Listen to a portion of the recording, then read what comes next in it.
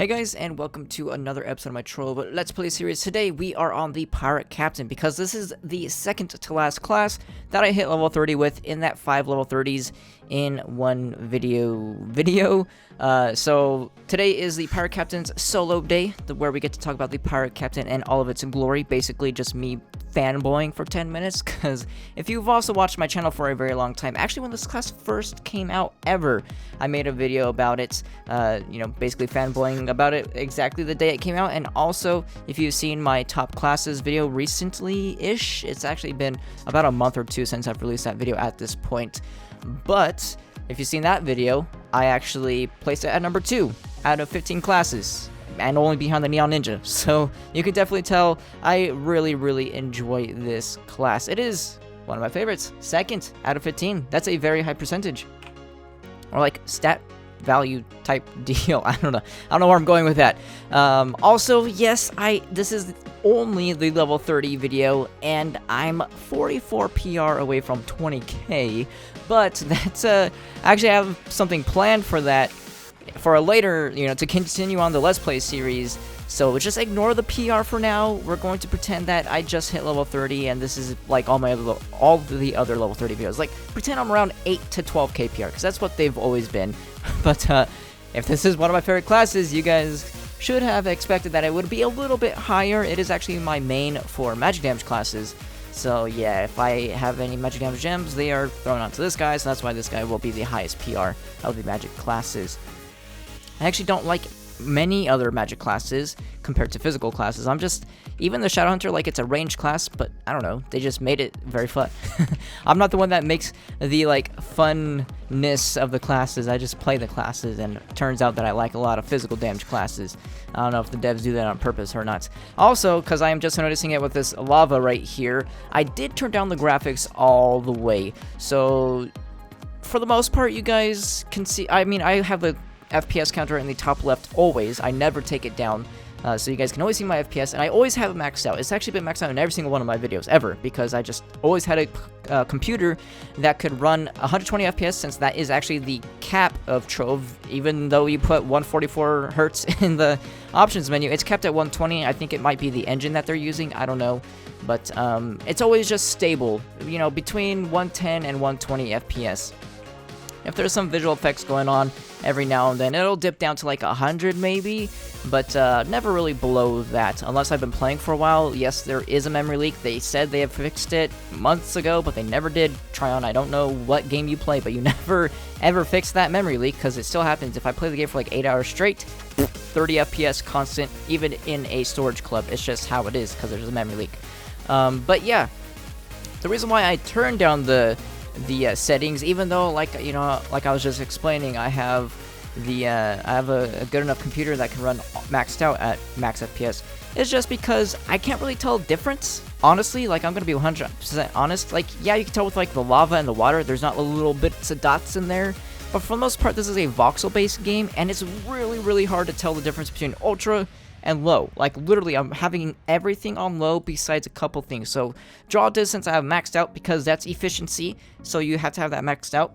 Super sampling, I don't have it 0.25, because that is that one setting when you type it into the chat. I forgot what it's called. It was that April Fool's prank that the devs did for some reason. Well, it wasn't a prank, because you had to activate it through the chat, but it's that one chat command option. So that's a little hard to look at. I don't remember what it's called, that's why I can't really say it. And then I field of view max out, because again, that's efficiency's sake. If this game ever turned into a PvP game, or if I ever play PvP, having the max amount of stuff on your screen is the best.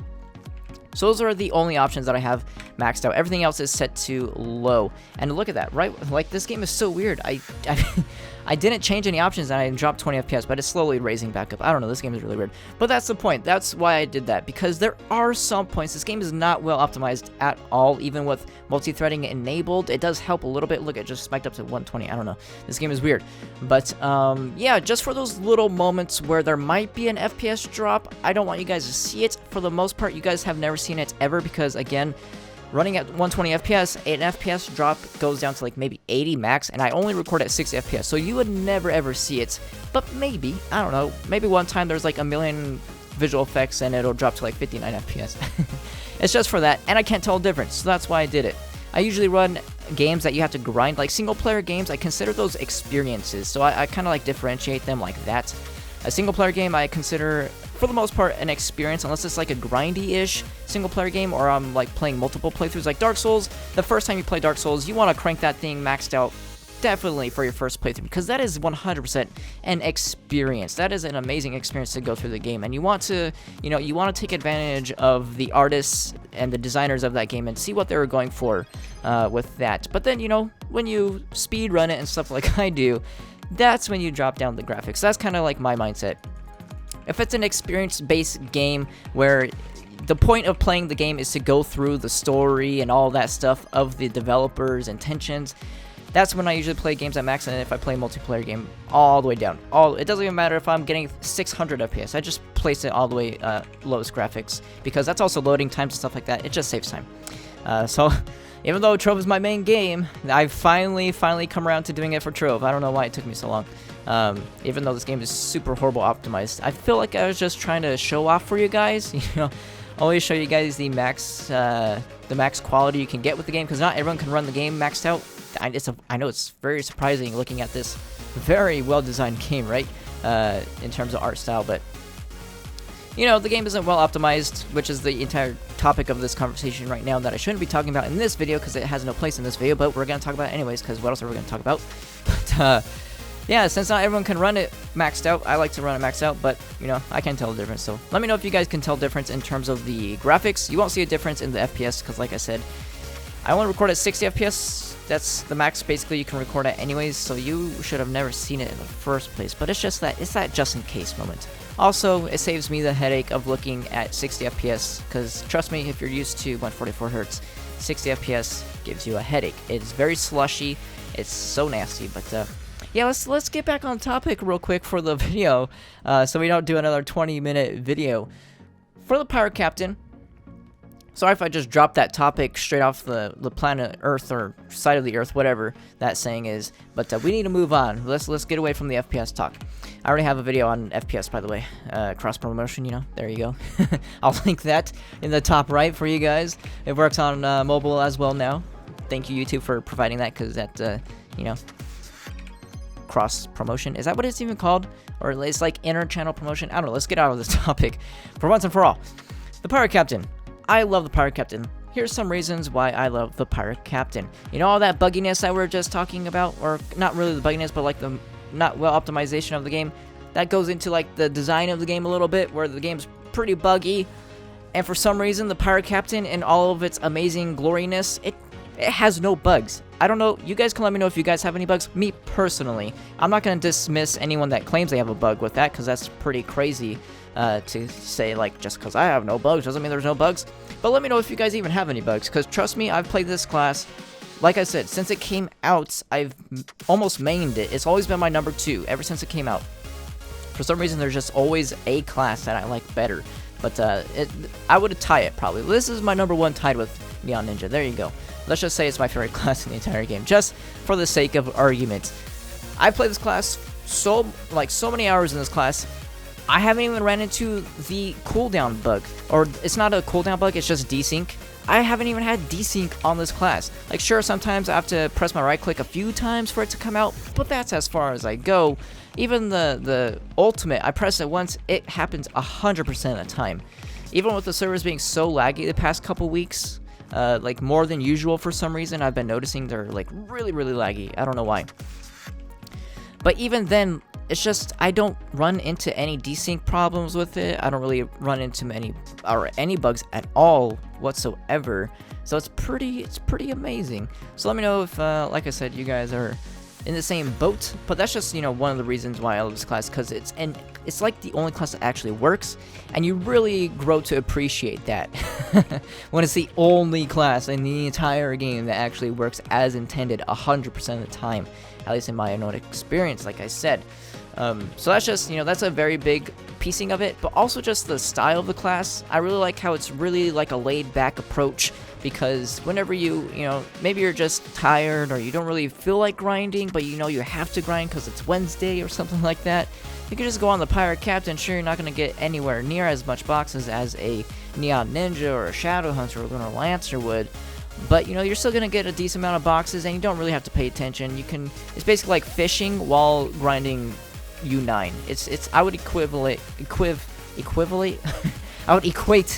I would equate it to that, because it's just mindless grinding, which I actually really like. I know a lot of people don't like. I don't really want to talk about that because that's a future video, and it's really spoilery to talk about it. And you have no idea what I'm even talking about because I didn't even make mention of it. But a lot of people think I like to play a lot of fast classes because of you know, my personality. But it is always nice. It is always nice to, you know, take a break sometimes from the crack-inducing Neon Ninja and go the complete polar opposite and play a Pirate Captain, which is, you know, it's the opposite of that. What would be the opposite of that? I don't know. Oh, I just pressed 5 instead of T. They're right next to each other. Give me a break. All those years of WoW. I still mess up my keyboard, or I fat finger sometimes on the keyboard. But yeah, class works. It's really laid back. Does a ton of damage, which is another big one. I love its ultimate. It's the perfect cooldown amount. Like, even though it's the same as all the other magic damage classes, I believe. Don't quote me on that one. Like, I'm completely out of the loop, guys. I know I used to be, like, everyone considered me the wiki of Trove. I quit the game for a long time, guys. I have to get back into the swing of things. But I believe, you know, it's one of the it's all magic damage classes basically have the same ultimates cooldown. But for some reason on Pirate Captain, it just feels better. I don't know what it is. Maybe because it works 100% of the time. So you use it, you know it's used, and then 28 seconds or 26 seconds later, whatever it is with Quartermaster Quibs, 32 seconds, I think exactly. 32 seconds. There you go. I'm back, guys. I'm back. I'm the wiki. But anyways, yeah. 32 seconds later, you use it again, it works. 32 seconds, you use it again, it works. It feels really good compared to all other ultimates in the entire game, in my opinion. I don't think there's a single ultimate that feels better besides maybe a Gunslinger, because you're always spamming your potions anyways to get it, to reduce the cooldown, so you always have it up too. So maybe, you know, it just feels more natural because you don't have to spam potions. It just feels, I don't know, it's kind of hard to explain. As you can tell, I'm having a very hard time explaining it. But yeah, it has, you know, a very natural feeling just to the class. Like I said, it has no real desync issues, no lag issues, no bugs associated to it. So it flows it's really laid back. It does a lot of things for you. I don't have to hit this guy. He dies in 2 shots from my ultimate if I just sit back and not do anything. It's, you know, you should probably left click it because it adds, you know, DPS. It's always smart to actually left click it. But, you know, if you don't want to, you don't have to. You know, it's a very smooth class. I guess that's how I could sum it up. It's smooth. It feels good. Yeah, I think with this vast emptiness of lava, we will actually probably end it here. Because, to be honest, like, this class is an amazing class in my opinion. It's one of the most amazing classes in the game.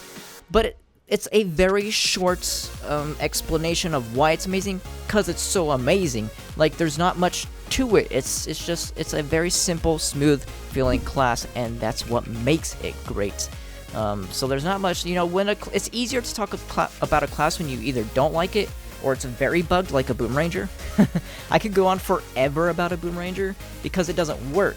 You have a lot of things that you could talk about when things don't work, but when things work, for some reason, it turns out that, you know, you just say it's amazing and that you're good right there. You don't have to go any further than that. So, you know, if you're gonna compare, like, you know, it's your favorite class in the entire game, but you have not much to say about it, there you go. You just answer your own question. But, yeah, we'll end it there, since we are getting into that reiteration point of my speech. And yeah, I hope you guys enjoyed the video, and I will see you guys next time.